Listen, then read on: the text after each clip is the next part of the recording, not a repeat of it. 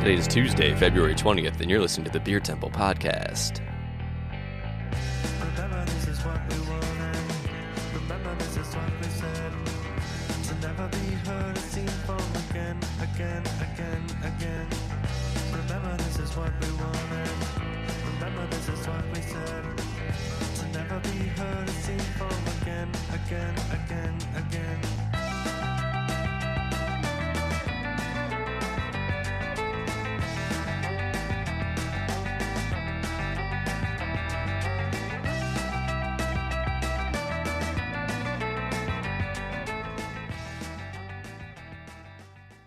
Hello, and welcome to the Beer Temple Podcast. I'm your co-host, Mike Schlau of Is Was Brewing, and I'm here with your other co-host, Chris Quinn of the Beer Temple. They Chris, probably how thought are it you? was Surge, producer Surge, from the way I faded perfectly I wasn't in. even going to tell anyone. They're going to have to. You have to figure out who that That's was. true. It might have been Surge, or it could have been such a good fade it wasn't. You know it wasn't fade. I've yet to not screw it up in some way or another when Surge isn't here.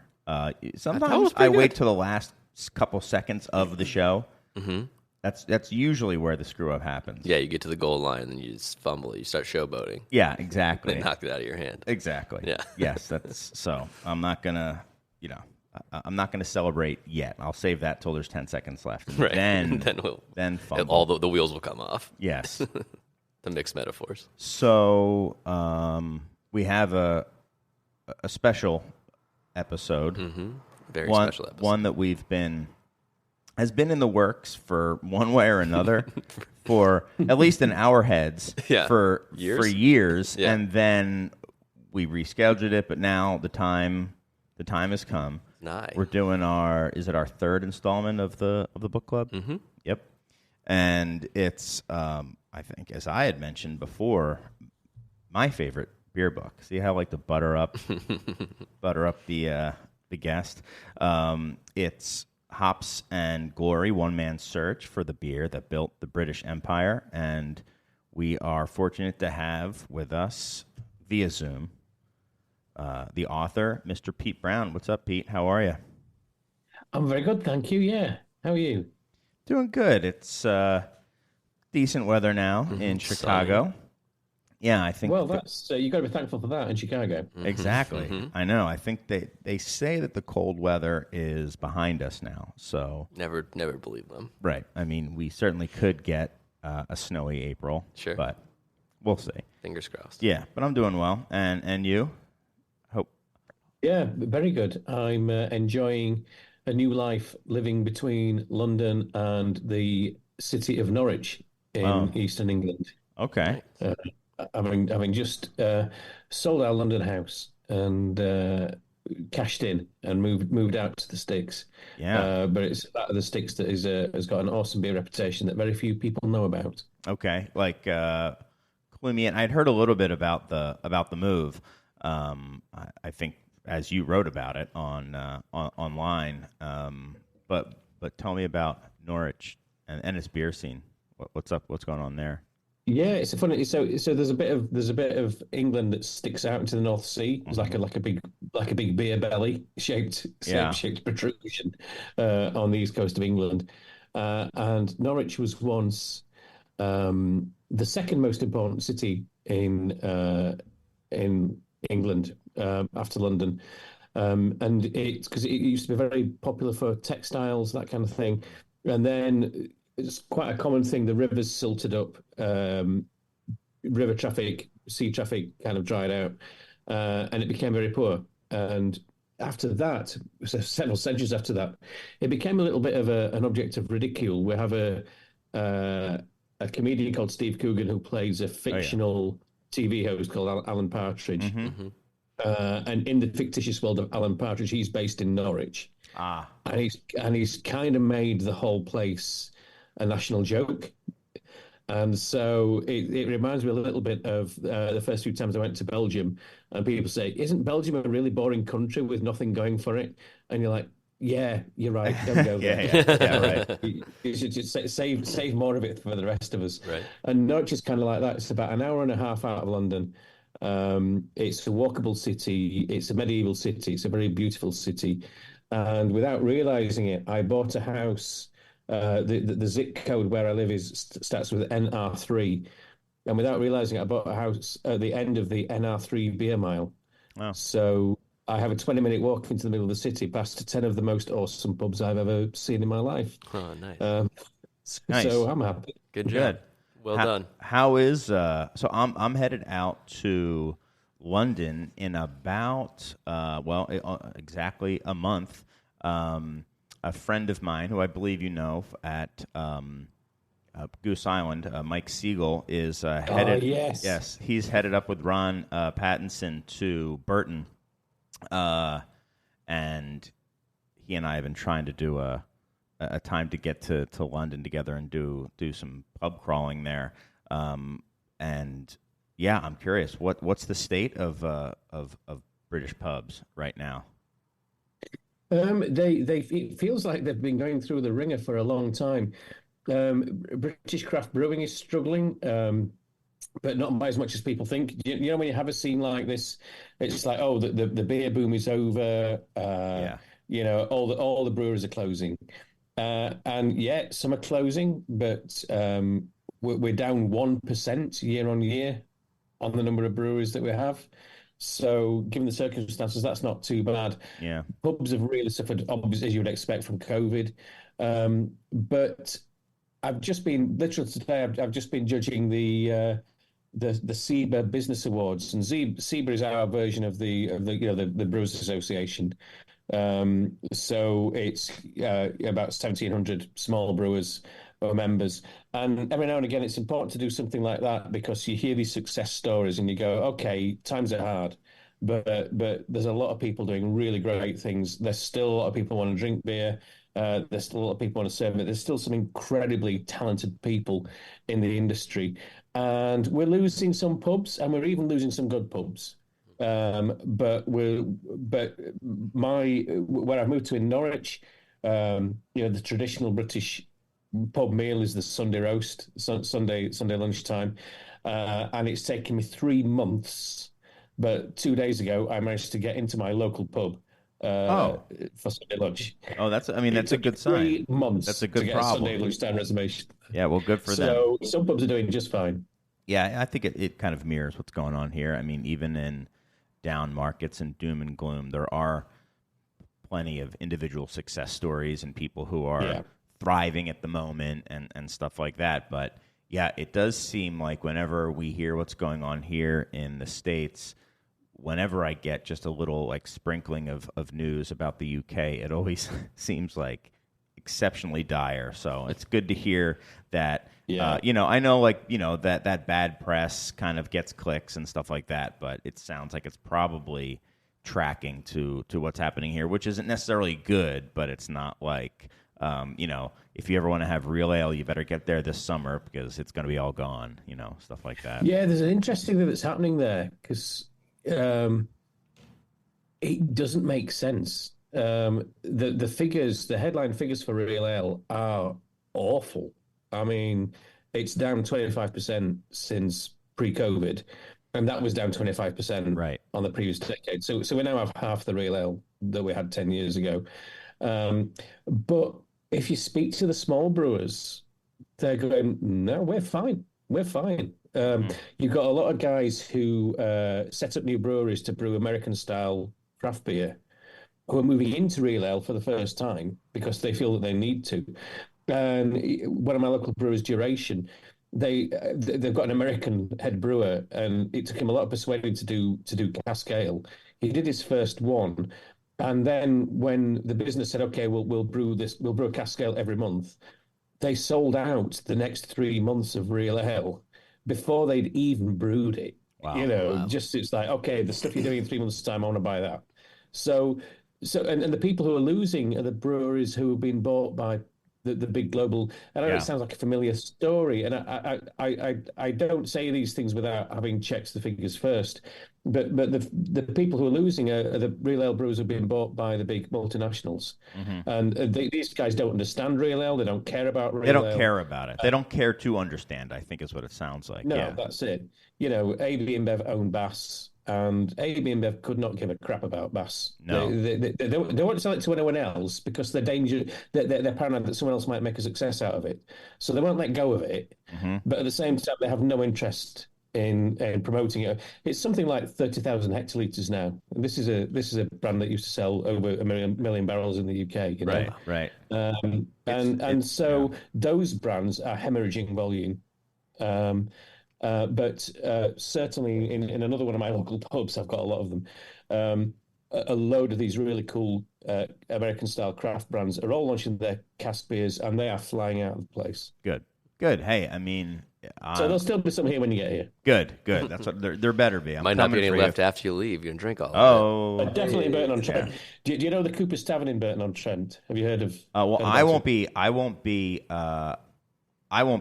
I have been to Burton on Trent. I have been to Cooper's. I'm guessing it was perhaps after you wrote about it in the book, right? It's in the book. You have a curry at Cooper's. Yeah, I believe I went to Cooper's. Oh yeah. And then I went to Cooper's, and then we went and got curry next door. And that's the place, I believe. Is that the place that has the bench where the old brewers used to sit? Mm-hmm. Is that the one? Yeah. Yes. Yeah. Yes. Yeah. And they were there. Master brewer. Yeah, there were some old timers sitting there, up there.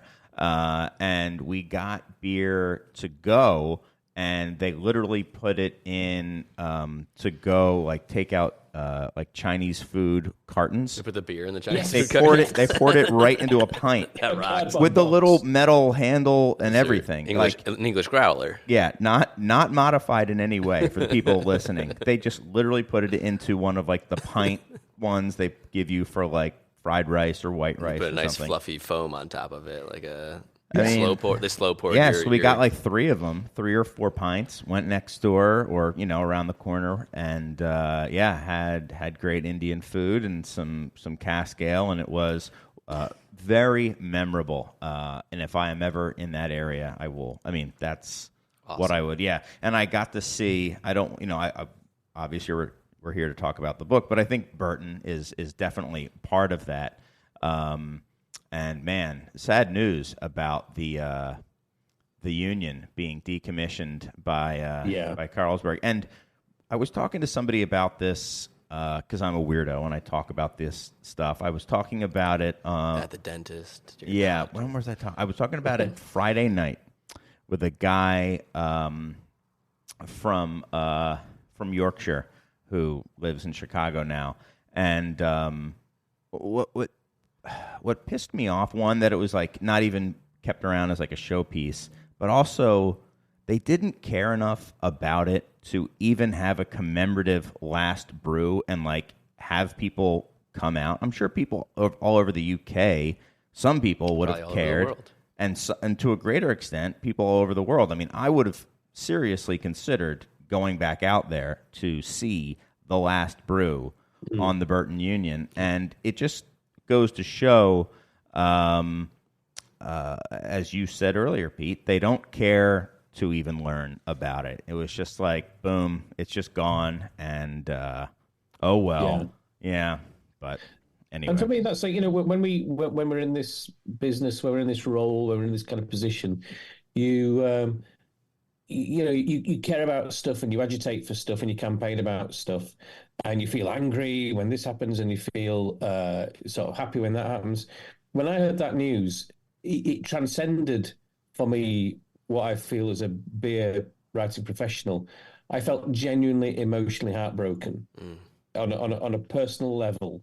I just felt something had been taken from me. I felt bereaved. Wow. That's the word I'm looking for, because it was just, I've been there so many times. I can't claim to have brewed a beer on the Unions, because it was always too special to allow an idiot like me to do that. But I've watched it in action so many times and written so many words about it. And I've heard people say to me, without the Burton Unions, there is no Marston's pedigree. It takes its entire character from that system. And then now they say, actually, it makes no difference at all. Of course. So they'll say that. The beer won't lose anything if we stop brewing it like that. And I get that it's a very expensive system. But in my book Miracle Brew, I wrote about the fact that back then, 6 years ago, it was like people say, "Oh yeah, Marston's are not a proper craft brewer because they're kind of fairly big and corporate and this kind of stuff." And I said, "Look at the way the unions work. Look at how much it costs to put beer through them. Look at how archaic this system is. Yeah. This brewery is one of the greatest craft breweries in the world." I agree. Because they do this. I couldn't agree more. We're not doing it anymore. I couldn't agree more. It's kind of losing the forest for the trees and not understanding like what being a craft brewery is. There are things that are valuable beyond shareholder value. There's the tradition. Or even a small brewery using cylindrical, stainless steel, doing the same thing that everybody does and brewing the same type of, beers that every other craft brewery is doing is less special than Marston's by tons. Because you know what? I passed when I was visiting Burton. I went to UK just to go to Burton, and then everything else kind of fell in around it. And that's when I met you for the very first time, Pete. We was it Eustace, the Eustace Tap, or Euston Tap? Yeah. And that's the station in London where you get the train up. That was a really cool place. But I passed many craft breweries on my way to make sure I went to Marston's and to go to Burton. And I was, I'm sure, just to a fraction of the degree that you were. But I think it says something that it reverberates as far away as Chicago. When I got that news, I sent it to several people, shared it here with everybody who works here, and we were all just like, man, that's because it's it was the last of the Mohicans. It was the last. Yeah. So anyway, not to start on a down beat, but listeners of the show know that we can be buzzkills. Let's talk about something that's still alive and well. Yeah. Tall ships. The tall ships. Yeah, exactly. Exactly. The future is in sail. I can see it. Yeah. So I was kind of thinking before about this book, Hops and Glory, and I'll let you give. Why don't we start there? Why don't you give just an overview of what this book is for the people out there who haven't read it? I'm assuming there's at least one.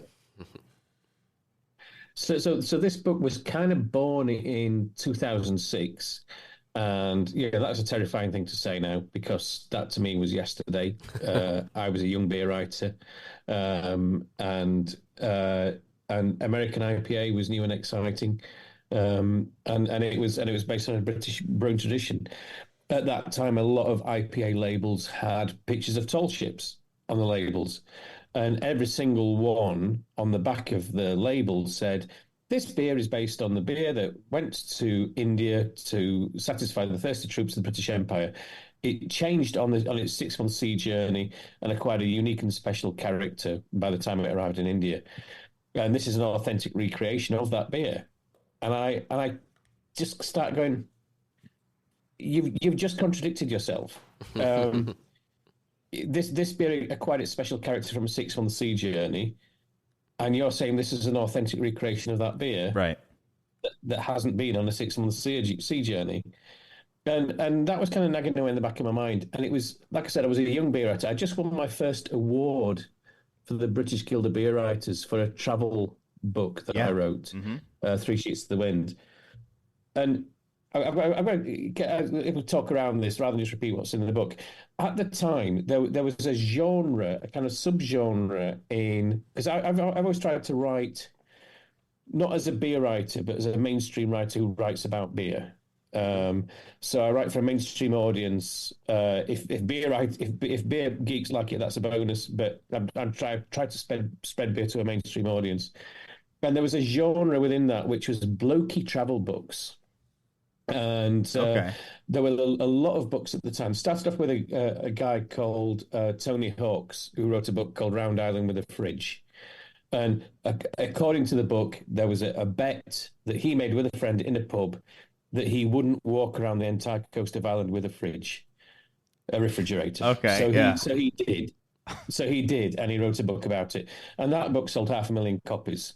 So I read that book and I thought, I'm a better writer than he is. I've got a better concept than he is, than his. Right. I'll sell 3 million books. And I And didn't, because by the time I got round to it, 100,000 British men had written books that started with a bet in a pub that they wouldn't do some stupid travel thing. And the unique thing about Hops and Glory is I didn't make that story up to justify writing the book. It really did start with a drunken conversation in a pub, unlike all those other ones that claimed that they did.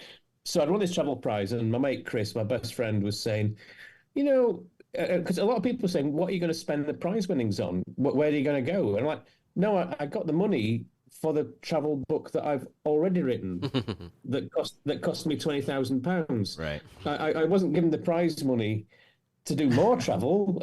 Right. The prize money is £1,000 that I can pay off my credit card bill.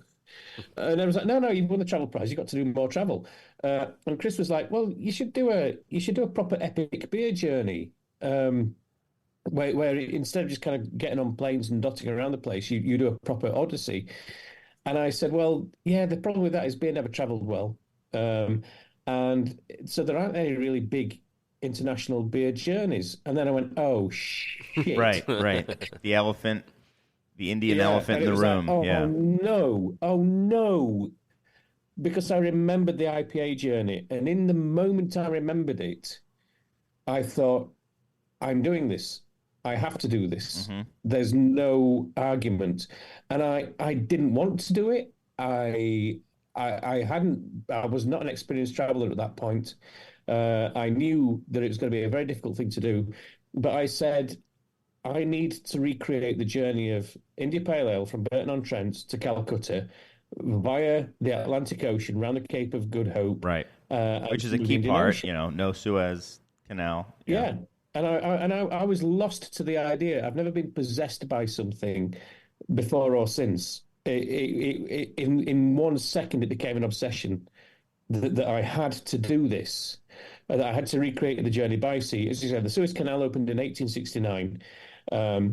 Steamers came in to replace sail, and the journey from England to India went from 6 months to 3 weeks. So I was doing this journey for the first time since 1869, when Suez opened, and I thought, well, I'll do that, and at the same time, I will explore the broader cultural history of India Pale Ale, because everyone says, oh yeah, it went to satisfy the civilians and the troops stationed in India, and I'm going, why did we export it given it was so difficult? Why didn't we just brew it there? Why were the English in India in the first place? Why did they want to drink beer? Why was that so important? And so without knowing the answers to them, this is where I love to start any book, is asking those kind of questions where I have no idea what the answers are, and then going out to try and find those answers. Yeah. And as you mentioned, the book kind of like floats back and forth between your personal journey and kind of the history of these journeys, and even, why the journey happened, and just kind of the precursor to it. And it's a fascinating, both sides of it are fascinating. And it's funny, just in your kind of intro of the book, you hit on a lot of the questions that I wanted to talk to you about, because one of the things I wanted to ask you was, do you consider Hops and Glory a beer book? Because I'm not sure how I feel about it as a beer book. Yeah. That's a thorny question, because one thing that really pisses me off about it is because the book has personal journey in it, because it's funny in places, because it's got travel and this kind of thing. A lot of people don't consider it a beer book. So there's a lot of websites where you read the history of IPA, and I damn well found out an awful lot about the history of IPA. Yours is the best history of IPA I've ever read. Yeah, definitely. Yeah, by far. Yeah. And it wasn't taking time. So it's not a proper beer book. It's not sort of in the 1840 because it has a narrative flow. It was considered by a lot of people not serious enough to be a beer book. And actually, there's a lot of new detail in there that no one else had ever. Because I was in Calcutta, in the archives of the Calcutta Gazette, reading the newspapers from the 1780s.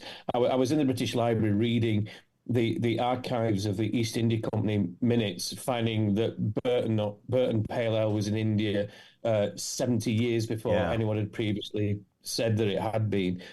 So there's a lot of real beer history in there, but I think we want our beer history served cold.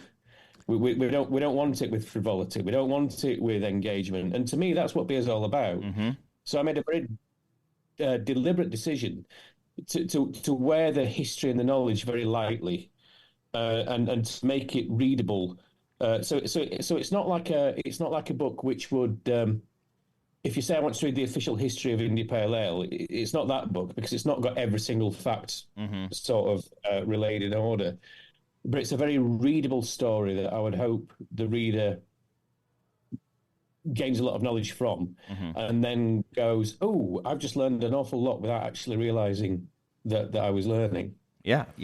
Well, there's so much humanity in it too, which I think is lacking a lot of those like histories of this style. It's just like here's a bunch of facts and timeline of what happened with this, but there's so much of how you're feeling while you're doing it, what's going on around you, how the crew and like is behaving. That I think enriches the actual story of what India Pale Ale is by making it human, because ultimately it is like a human story. It's not. I'll go a step further. There's a lot of humanity in the historic parts too. I think you spend absolutely. a lot of time humanizing these characters, and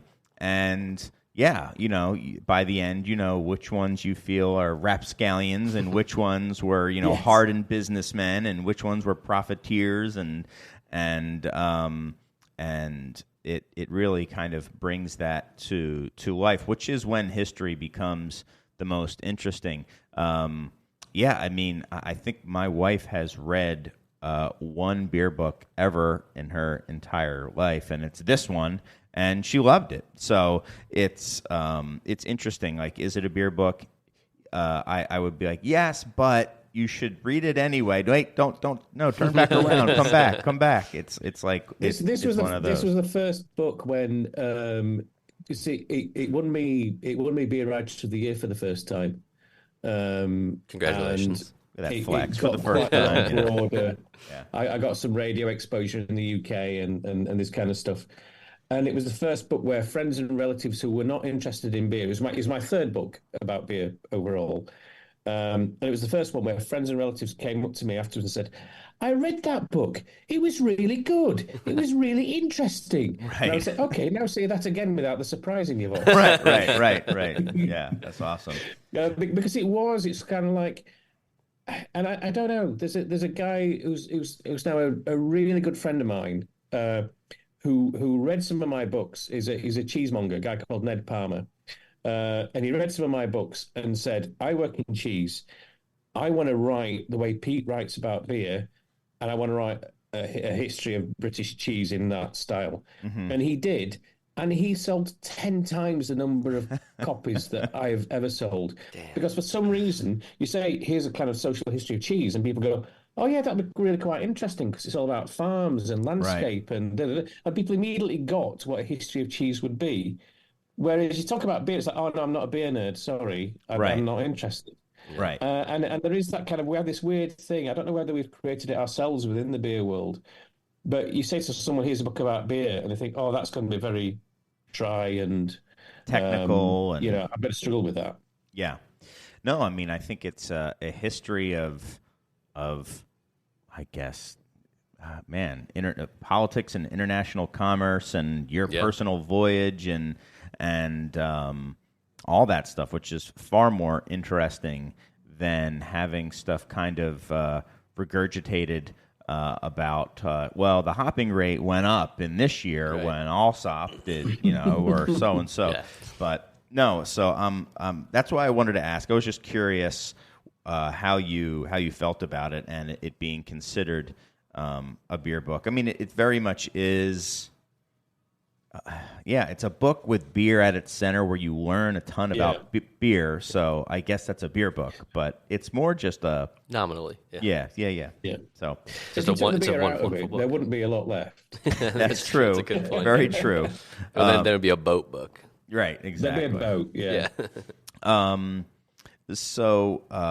There are and then there's one thing that I haven't told you is that so you had I don't think it's giving away too much of the book, but you had a recreation of a authentic Burton IPA made, and I believe that was it White Shield that was brewed, Pete, that you had.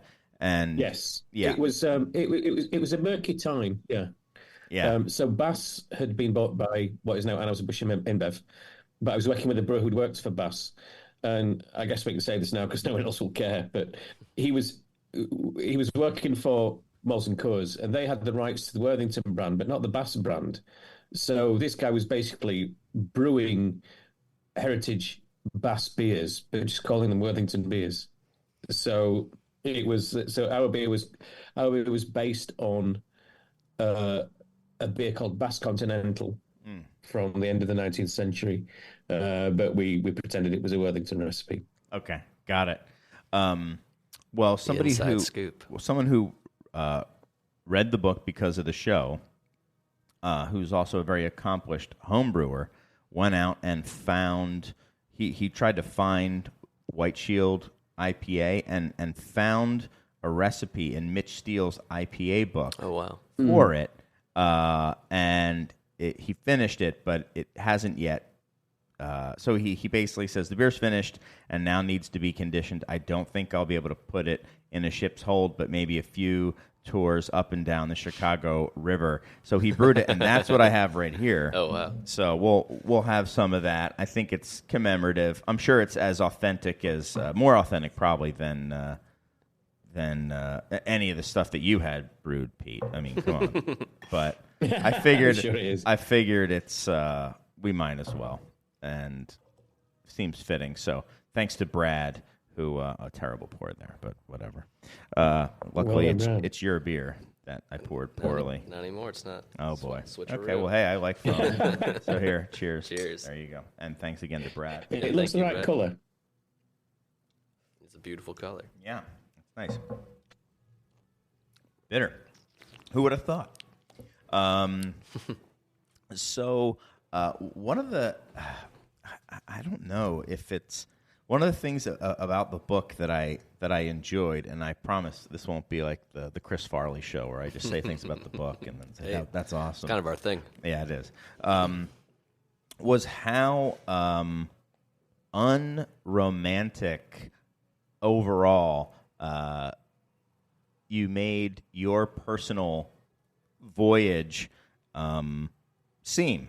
Unromantic? Unromantic. Absolutely, I think. Now, there were moments of, like, romance. Yeah. Like, you were here, you were there, you were in, like, Madeira, and obviously you were on a tall ship. Brazil. But even then, in the day-to-day, it was racked.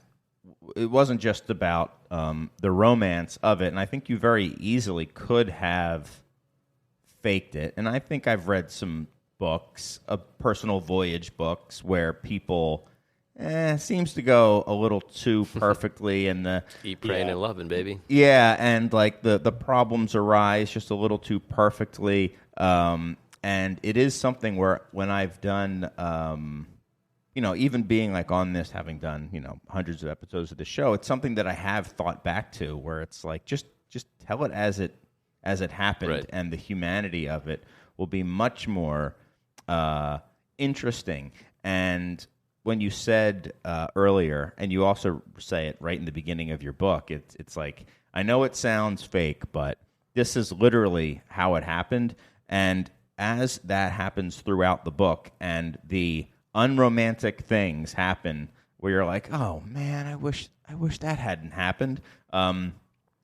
Just make it so much more. I don't know. I was just very.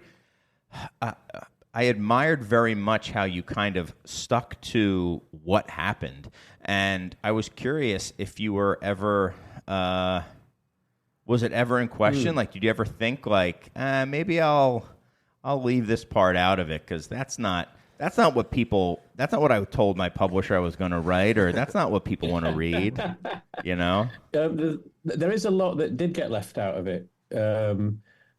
My first draft of the book was 180,000 words, Okay. which I think is about double what the book currently is.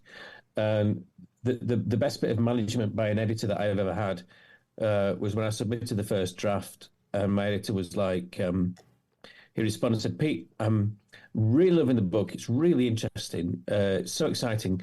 But I just want to say that I picked up a book that's about a journey from Burton-on-Trent to India by sea, and I'm on page 256, and I'm still on a canal boat outside Burton-on-Trent." Right, exactly. A lot happened on that canal boat. Right. So that gives you an idea of how much of that stuff was cut. Yeah. So then there's oh, I'm sorry. We did get a question from somebody who read the book, and I think it's perfectly fitting because he wrote, Pete mentioned the editing process in the acknowledgement. Is there a story that didn't make the book or one that got cut short that he wished would have been included or included at greater length? Yeah, it's a great question because at the time I thought, yes, a lot of stuff was getting cut out. And I was like, I don't want to lose any of this. This stuff is great stuff. It's great material. And my editor said, well, okay, but there's too much to go in the book.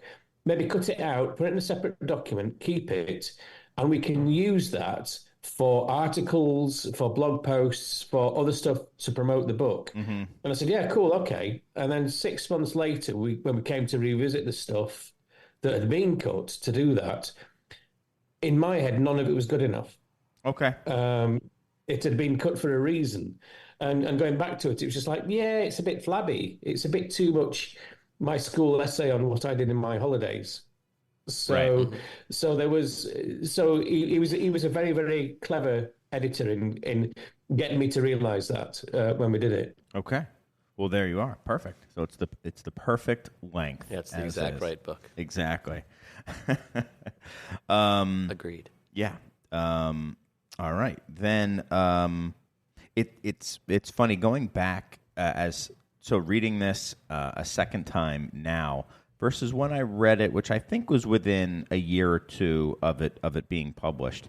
I don't know if you got this, Mike, but the beginning, Pete talks about the U.S. craft beer scene, and it is so damn nostalgic and enjoyable. It's great. Of like, it was the best of times, right?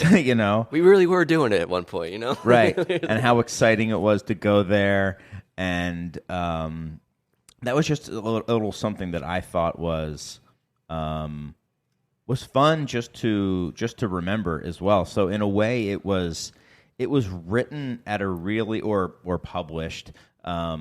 Or really both at a really good time in craft beer as well, because I think the contemporary stuff was it was just a great time of kind of an explosion of creativity and growth and stuff like that. But still kind of tethered to that, at least in America, tethered to that English tradition. We've kind of gone nuts.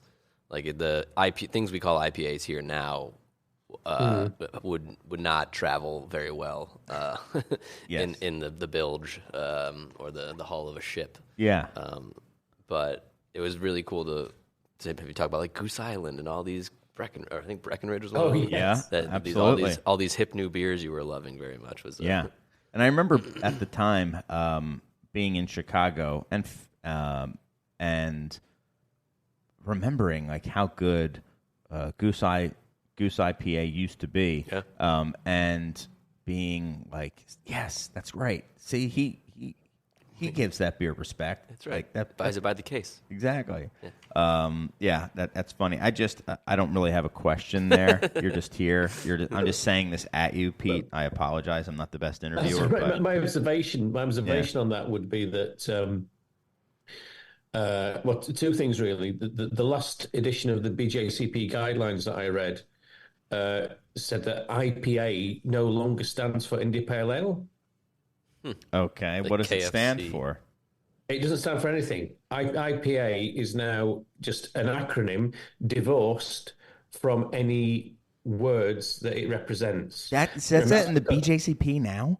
Really? Yes. That's So this is like, Woof. and that's because most IPAs now bear absolutely no resemblance to the beers that went to India. Right. So we can't call them India Pale Ales anymore. So the BJCP in their wisdom have decided, okay, we're still going to call them IPAs, but IPA doesn't mean India Pale Ale. And that for me kind of tells you all you need to know. We're through the looking glass. We are in what the the matrix. It's I mean, it can have nothing to do with the beers. It can taste nothing stylistically, have nothing to do stylistically with the beers that went to India. But I think that at the time that those beers were probably added to the BJCP style guidelines, that had already happened, would be my guess. Yeah. You know, dry hopped with Pacific Northwest hops, and I mean, come on. Yeah. right. It's I mean, you can plot how it got there, and I understand how it got there. But when I see Sierra Nevada Pale Ale described as an English style pale ale, we never had a beer that tasted like that before Sierra Nevada came along. You know? It revolutionized my taste buds. and you can see the through line, you know, but it's not an English style. You put beer. them next to each other now, Absolutely. people would be like, I don't know, those are not related, but there is definitely a trajectory and through line for all of that. Yeah, especially as you see where it has stuff has gone. Right. Looking back, I think at the time, you know, if you were to drink it in the 80s or 90s, I think it would seem more dissimilar then than it does now, just because we're so wildly like beyond either, not beyond, but in a different direction, either of those styles, the classic American pale ale. I mean, yeah, it's the archetype of the American pale ale, and it's called that because it's not an English pale ale. Right. You know, that's funny. There's the other observation is that you know, American IPA now is pretty much the opposite of IPA as I understand it. Right. So IPA was a beer that was specifically brewed to last for a long time. IPA now is, no, you have to drink it in 3 weeks and keep it fresh, otherwise it's ruined. It's the most It ephemeral was a style. beer that had pronounced bitterness. Now it has no bitterness. And so it really has turned into an inverted version of itself. Yeah. Perfect. I mean, this is great. You're leading to these questions so perfectly because somebody. I have another question about somebody who read the book and said that they were intrigued by the comment from Professor Charlie Bamforth about the Anglo-Indian palate and how it was centered on bitterness, which drove the aggressively hopped flavors. Where do you think this bitterness sits on the U.S. palate now with the shift towards sweeter IPAs, which you were just kind of mentioning? And I think there's two things going on there. I think one is, and it does shock me, just when you get a little bit older, it just shocked me how quickly time passes. If I go into a craft beer bar now, people think I'm there to pick up my son or daughter. They don't think I'm there as a craft beer drinker myself. I'm not that bloody old, but, you know, I am in craft beer terms. I meet brewers now who flatly refute the idea that IPA was ever anything other than hazy, pale, juicy. No, for real? Like, honestly, they refute that? I've read articles that say craft beer started in 2010. You know, it's incredible. We've lost a generational interaction that we used to have when I was in my 20s and 30s. I knew all about what the previous generation's popular culture had been about. And one thing that social media has done is it's narrowed our perspective so that we're all sitting much more inside our own generations than we were. And the other thing about that is, so this younger generation were brought up on much sweeter flavors than we were. And so that's become very important. And also within craft beer, it's become driven by fashion. So what do you mean by that? In my recent memory, what happened was it's all about bitterness. It's about IBUs. So around 2008, 2009, it was like, well, I've got 80 IBUs. Well, I've got 90 IBUs. Well, Right. I've got 100. And it gets to the point where you can't make the IBUs any higher. Right. So then the cabinet marketing guy comes out and goes, well, I've got 0 IBUs. Right. Yeah. And that's it, you know? Just The swing whole back thing and changes. forth. Right, exactly. I do kind of wonder if it is a just natural kind of if it is just kind of a natural development as a drink gets more popular. It sounds like there was a kind of like a at the very end of the book, you kind of talk about the domestic to UK, the domestic kind of popularity of IPA, and I hope I remember this part right, because in keeping with the Pete Brown style of honesty. In my reread, I think I only made it like 75% of the way through, but then I was remembering that part, and I went back and was skimming it. But it sounds like the India Pale Ale kind of gave way to the Burton Pale Ale, and Yes. right, and it didn't need to be as big and massively strong and stuff like that. So it went kind of lighter and easier to drink, and I was thinking like, well that's happening now. Again, Yeah. Is it kind of maybe, is that just a natural progression of kind of how people of a developing market or a developing style where they like it, they just want it to be maybe not as difficult for everyone to enjoy. It needs to be kind of wider appeal and less challenging. And I think that certainly happened for the hazy stuff. And I think you're right. Sweeter stuff is just not challenging. You don't have to. It's not an acquired taste. It's something that you're like, oh, I've been drinking sweet stuff that tastes like juice since I was a little kid drinking this sweet juice stuff. I think there's also something to be said for the rapid ascent of the engineering of hops themselves, and how they're just hops that exist now that flavors that just didn't exist then, right? Right. Or at least weren't valued, and then they were figured out. We now know how to like recreate a lot of that and accelerate the alpha acids and oil contents of all these hops to the point where technology, which plays a big part in the in this book, in the history. You know, there's a scene. There's a moment in the book. It's all just cinematic. I mean, I was envisioning it where somebody holds up a beer that's pale and says, "Can you make a beer this pale?"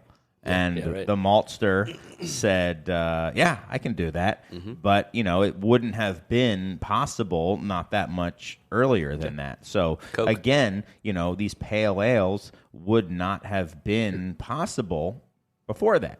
Right. So maybe you can make lighter flavors more easily with a light. And maybe there's a podcast back then talking about how the kids these days don't like their ashy, burnt up ales anymore. It's true. They want these pale ales. These kids. Three curmudgeons getting together at the pub talking about kids these days. There's definitely a cyclical aspect to this, but I think it's also accelerating.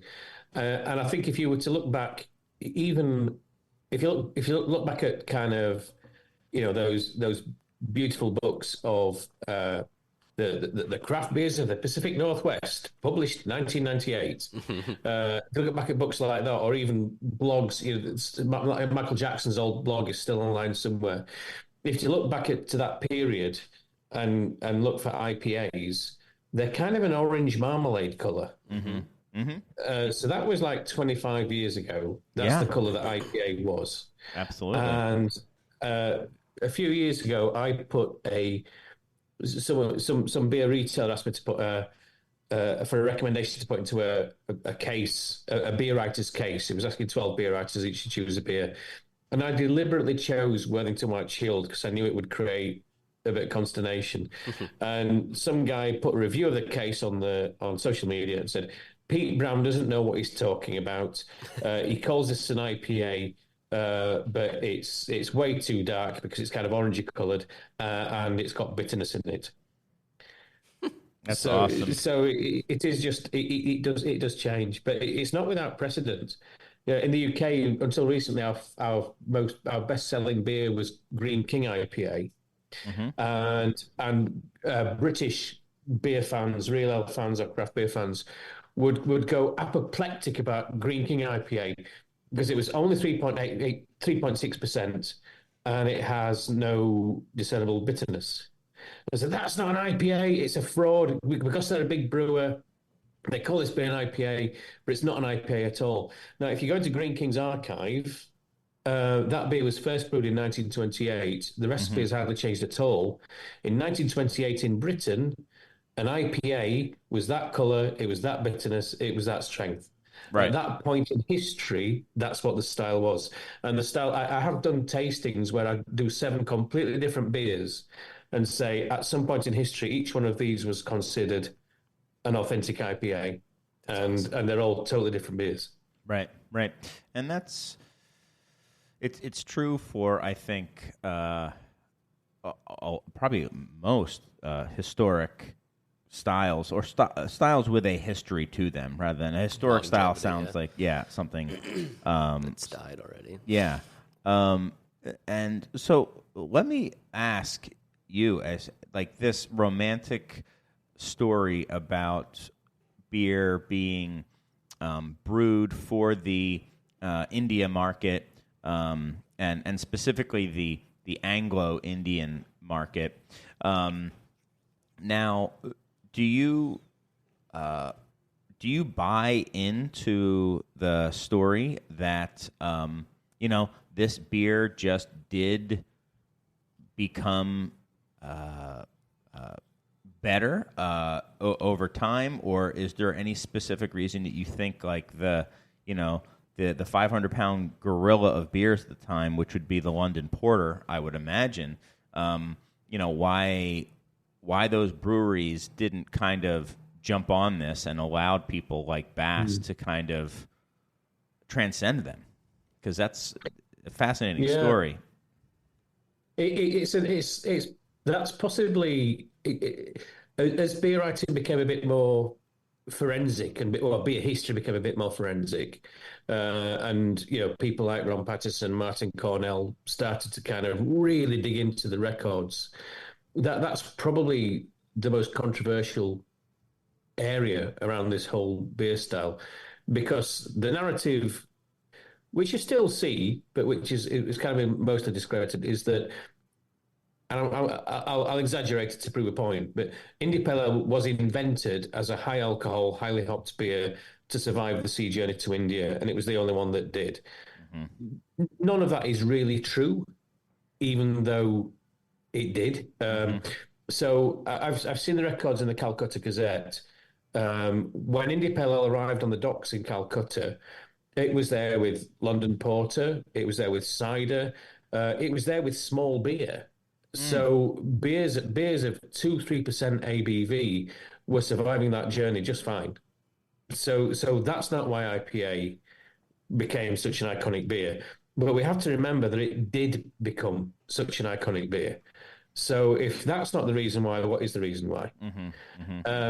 And for me, it's so people like Ron and Martin have brought up the records to prove that low strength, less aggressively hopped beers survived that journey fine and were sold in India, and that's irrefutable.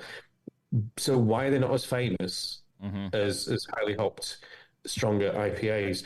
And that's where I kind of went into the culture a lot more and into contemporary accounts of people drinking in India.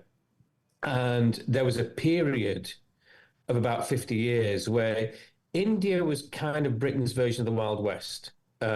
People who would have had mediocre careers in Britain went to India and became immensely rich by exploiting the indigenous population and lived like kings and princes and so on. And and they had a culture of strong, heavy drinking. And they got absolutely wankered every single night. And so they needed strong drinks. The other aspect of this is people talk about the difference between the civilian population and the military. When the military were out there, you had short periods of intense violence punctuating long periods of incredible boredom. And in the long periods of incredible boredom, they drank strong drink. And if they drank the local strong drink, arak, they died. Yeah. Within 3 months. Yeah, you said 3 months was the average life expectancy of somebody. The average life expectancy of a soldier. Unbelievable. So you needed a strong beer that would get people really drunk, but not kill them. Right. The fine line we all walk as brewers. Right. Yeah. No. Well, it's not killing within 3 months. Yes. No, you got to make them. This one kills you in 4 months. The best-selling beer in India. There you go. That's a third better. It did make me want to try Iraq. I'm like, 3 months? I bet I could last 4. I get some Iraq. It did not. It made me want to never Coward. try that stuff. Yeah, it's interesting, and also the story of big business being behind this from the get-go. I mean, I think there were some people who understood that there was a market out there and that maybe the economics of getting stuff out there cheaply made sense. But then, big business kind of stepped in and said, okay, well, we'll take it from here. And I don't even mean that with big, of all time. Yeah, big brewers, but like how the East India Company, British East India. how they were just instrumental in Burton Ale making it to, and Burton IPA making it to India. It is interesting though, Pete. Like, what do you? There were other beers that made it there. There were other beers that were drank in India. Do you think it was the romance, even contemporarily, of this exotically named beer, this India Pale Ale? Just kind of like now we talk about how there's this Czech dark lager that's kind of seeing a moment, a mini moment here in the United States, and we're trying to wonder why. Is it the romanticism of like, oh, this is what the people, the Czech people drink or something? I don't know. What do you think? There are two parts to that, actually. The first part is that when it became famous, when it became beloved in India, it wasn't called India Pale Ale. It was just called Pale Ale. Mm-hmm. It was Hodgson's Pale Ale or Allsop's Pale Ale or Bass Pale Ale. India Pale Ale was a marketing term that arrived once in the 1820s, when people who'd made their fortunes in India and not died from drinking arak came back to England and never had to work again. And brewers, the Burton brewers, kept some pale ale back, and they started calling it India Pale Ale, even though it had never been there. And so that's where it took on its. That's where the name came from, and where the romance that you're talking about came from. But by that point, before that ever happened, it was already the most beloved romantic drink in India. And I honestly think it brings us back to where we started. I think there's something, having done the journey with the beer for most of the journey, I just think there's something about that particular beer that when it arrived, other beers were good, porter was fine, small beer was fine, cider was fine, but there's something about that beer at the end of the journey that when it got there, people just went, that's it. That's the thing. That's the taste of it for me. And when they got back home, they were like, yeah, I can get porter, yeah, I can get this, that, and the other, but that's the taste that I miss. Mm-hmm. So that's pure speculation. Mm-hmm. But my beer when it got to India tasted like a cross between a modern IPA and a really good barley wine. Mm-hmm. And I served it to some Indian businessmen, and one of them said, "Why are you trying to trick us? This is not beer, this is wine." Mm-hmm. and he stormed off, and then he came back 5 minutes later and said, "Can I have some more?" So there was just something about that particular beer style that on that particular journey, the way it matured just made a more pleasing drink than the other ones did. Mm-hmm. And I've got nothing to back that up with. That's just my hypothesis. Yeah. No, I mean this show's all about hot takes. That's what we like. We like just that's what we're known for. I wonder, like, just to build on that, like now we pulled all the color out of these things because of quote unquote shelf life, right? Like, and here we're like, oh, it oxidizes faster, it turns into cardboard faster. I'm not sure I believe that's why it's done, but it's part of the reason for sure. But I wonder if it's just not long enough, right? If it gets to a point where it's at an age where you wouldn't be drinking it yet because you would be halfway through your journey, and you're like, oh yeah, that's probably not great. But when you get all the way there and it gets a little bit more maybe beat up with the weather and the sloshing, that the oxidation actually becomes something like you talk about in Madeira or port or something, where it's beneficial to the flavor because it's done something that you would never reasonably do to it. I think the Sierra Nevada Celebration IPA is one of those beers that, for whatever reason, it shouldn't age well. It shouldn't be aged. But you go to, a place here in Chicago like Delilah's where there's a psycho owning it, and I mean that in the best sense. The best type of psycho. Where he'll just be like, yeah, they say there isn't. You shouldn't, but what if you do? And then he has 10 years of celebration and, and 10 years of all sorts of stuff. But he's like, let's just try it with this beer. And it worked. Well, when you do that with those, there's certainly ones where it's like, oh, it's just straight. There's a linear or exponential line of it's dying. Right. And there's some things where it's like, yeah, it's getting a little worse. Oh, it's kind of all right. Oh, it's getting better again. This is weird. Yeah. So do you guys know Fuller's Vintage Ale? Yeah. Mm-hmm. Mm-hmm. Yeah, so that's never been described as an IPA. I guess stylistically, it would always, if it was entered into competition, it would be a barley wine. Mm-hmm. But to me, when it's fresh each year, it's an IPA. It's really heavily hopped. It reminds me of the IPAs from back in the day that we're talking about. And this is exactly what you just said. So they now have 7 years of vintages of Fuller's Vintage Ale. And in my, 3 times over those 27 years, I've been invited to a vertical tasting of these beers. Wow. And this is exactly what you find. So in 2012, the 2004 beer tastes stale and old and spent. And maybe in 2016, that same 2004 beer tastes fresh and vibrant. So it is a kind of sine curve of aging. And what the sea journey does is that it accelerates that aging process. Mm-hmm. So the beer that I tasted in India after 3 months was tasting pretty good. The same beer back in London, someone else did tasting notes on it, tasted it's still a bit raw, a bit spiky, a bit green. And then when I tasted a cask of it that had been kept back in London a year later, it tasted like the beer that I tasted in India after 3 months. Mm-hmm, mm-hmm. So, there are different components to that journey. There's the temperature change, the fluctuations, the extremes of temperature, the constant movement of the beer. The liquid's always moving around. So, if you've got some liquid that's right next to the walls of the wooden cask, it's never there for very long. It's always moving around, so the aging process is happening differently. Lots of other things that we don't even know about, but sure. This for me is what keeps brewing interesting. Yeah, absolutely. And if anything else, it is still, I think, the most romanticized beer to this day.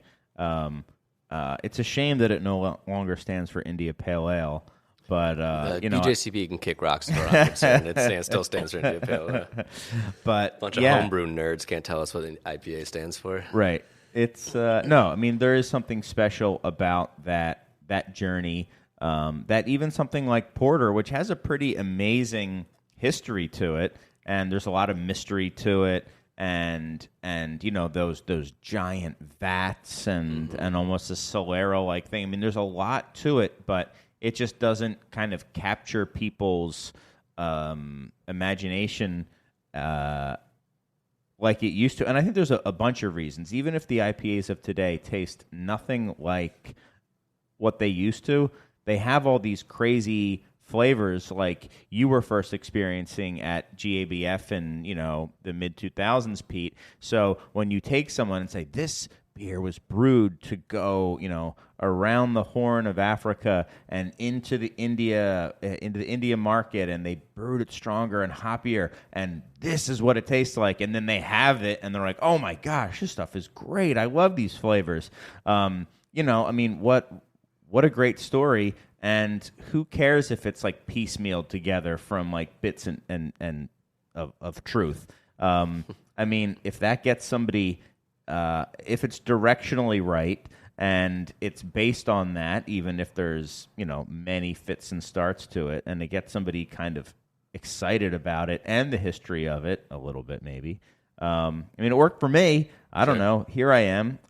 Maybe I should now go cry in a corner and say, I wish I'd never heard of India Pale Ale, but I think it's a good thing, But how come how come it's the style that, even as it changes, I've been around the block a few times now, but as I've watched the American-inspired craft beer movement go around the world, whatever incarnation India Pale Ale happens to be in at that time, it's the beer style everyone wants. Whether you're in Singapore or London or Sydney or Hong Kong or you name it, I don't know. What do you think it is? I just think there's something. I think it's the madness of hops. Mm-hmm. Yeah. I talk quite a lot about how I know a lot of brewers with tattoos of their favorite hop varieties.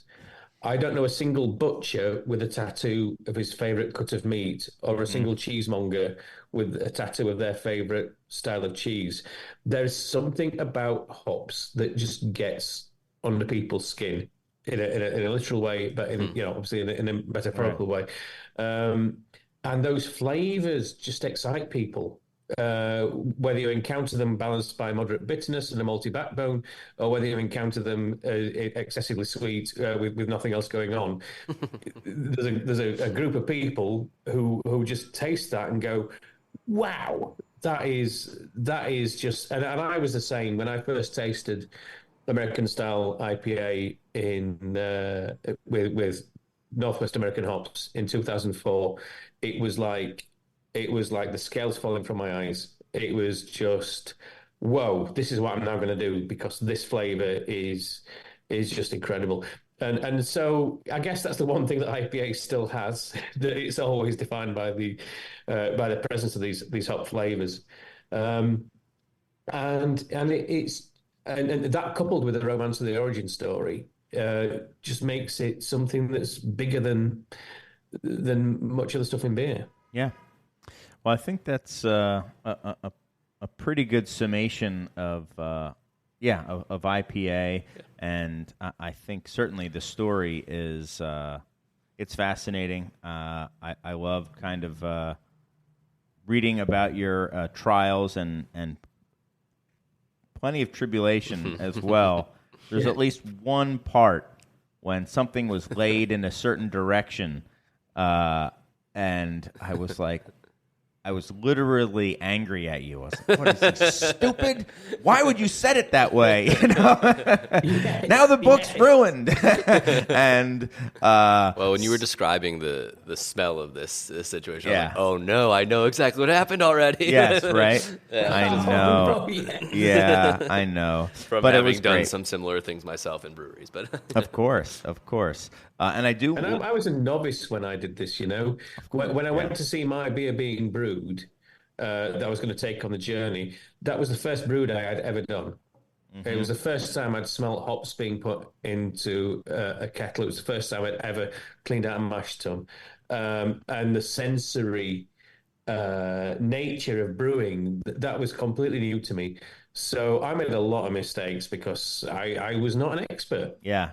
And it's also there's no better way to learn than it is by making mistakes. Yeah, and it's also just it's refreshing that it started out as this like romantic thing, and then just seeing, as I mentioned, kind of the unromantic elements of it, and also I think that tracked. I don't know if this was your intent, but it tracked, the actual history of it. It wasn't like, somebody tasted it in India and said, "Oh my goodness, this is perfect for our climate," and there are stories like it, and this is the beer that I must have.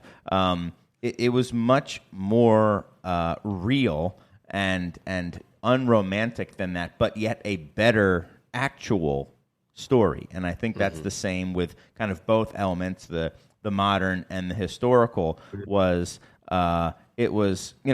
when I say unromantic, I don't mean that there wasn't any you were on a tall ship, man, going across the Atlantic. I mean, of course that there's going to be romantic parts to that, but it wasn't a fairy tale of a journey. It was very real, and it made it so much more interesting, I feel. There's one moment that I stuck in my brain very deeply where I think you're about to get to Brazil, but you still haven't sorted out your visa.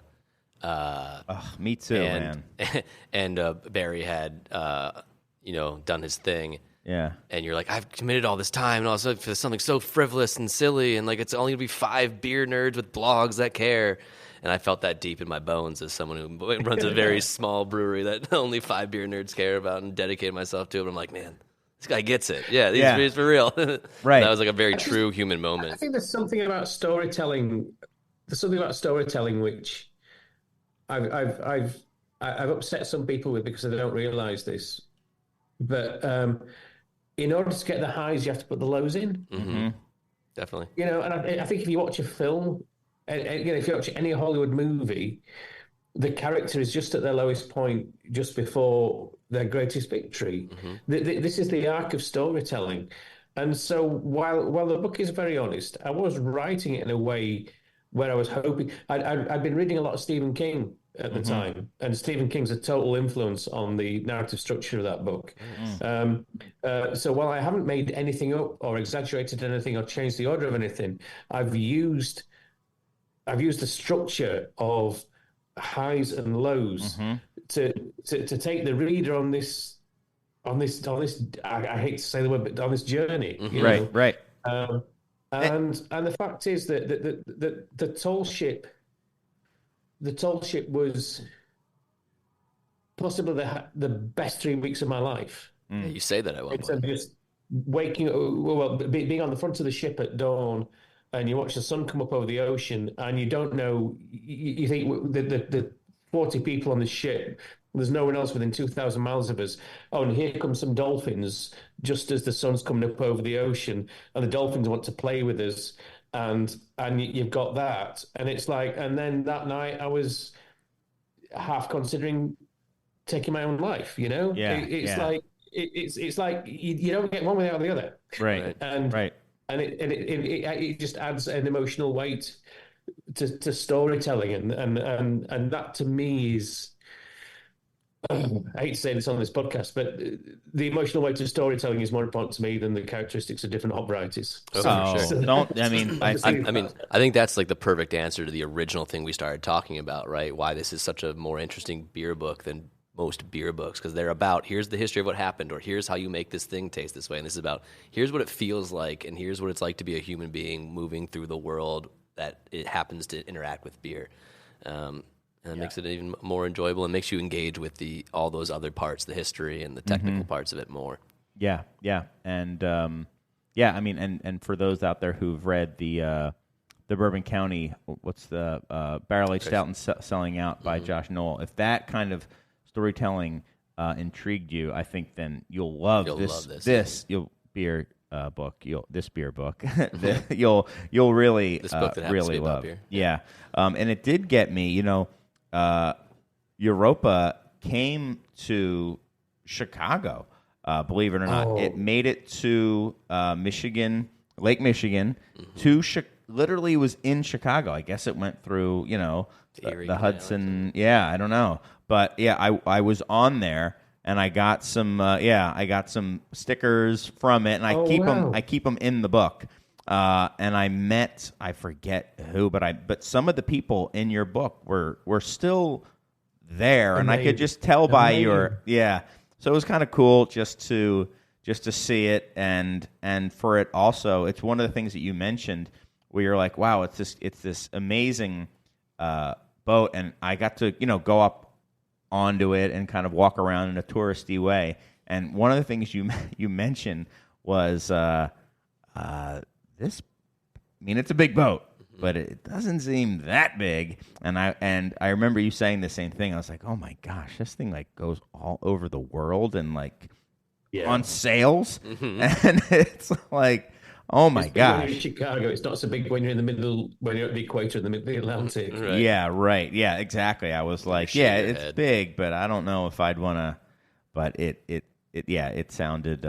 It was pretty cool. It was pretty cool to kind of be on the boat. And again, I mean, I would never have known. I mean, that boat could have come to Chicago 10 times over. I would have never known. But my better half, she knows about these things, and she was like, Europa, isn't that the book? Isn't that the ship from the book? And I was like, I don't know, maybe. And she looked, no, it is. We should go see it. And I was like, okay, yeah, let's go see it. So big That's up cool. to Margaret for that one. Anything before we finish up here, Mike, that you wanted to talk about? Pete, do you want to tell us a little bit about any other books you've written or anywhere people can find more information about you and your writing? Oh, so I'm on PeteBrown.net. I have an annoying habit of writing books that don't travel well outside the UK. So I've had 2 of my books published in the United States. The rest of them are available there on Amazon and that kind of thing.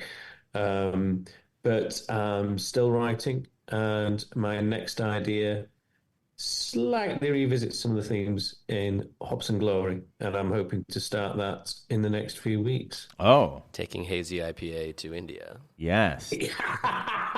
Exactly. And at the end, it was rubbish, and that's the end of the book. Yeah, right. No. It's rubbish all along. We're going to New England. We're taking New England IPA to New England. Yeah, with the pilgrim. I'll dress like a pilgrim. There's some great things to come out of New England. Yeah, absolutely. I love the clam chowder. A whole bunch of stuff. The New England cider scene is really exciting. Absolutely. Yeah. It absolutely is. I was just having some... it's Colorado. Farnham Hill. Oh, yeah. Yeah. Oh, yeah. Yeah. Amazing stuff. Yeah. Well, thank you very much, Pete Brown. The book is Hops and Glory, One Man's Search for the Beer That Built the British Empire. And if you have... Well, we have a couple copies at the store if you want to come by and pick one up. It is not distributed by any U.S. publisher, but you can find it pretty easily on Amazon and stuff like that. It's not too hard. It's actually probably even though it didn't get an American distributor, it's probably become recognized for the most in North America. Okay. So do find their way over there. Yeah. And if you have any questions for us or you would like us to pass along to Pete, although you can just go to petebrown.net, probably be the easiest way, but you can shoot us an email about anything. If there's another book that you think that we should include in this series, give us about a year or 2 or 3, and we'll get to it. We'll get to it. And but that's at insiders@craftbeertemple.com. And then I don't know what we have queued up for next week. I should probably know that. I have to look at the spreadsheet. I don't know either. It's fine. But, Pete, thank you so much. And to everyone out there listening, thank you as well. And I'm going to see if I can end this cleanly. I took some time so I could fix it. So long. Remember, this is what we wanted. Remember, this is what we said. To never be heard or seen from again. Remember, this is what we wanted. Remember, this is what we said. To never be heard or seen from again. Remember, this is what we wanted. Remember, this is what we said.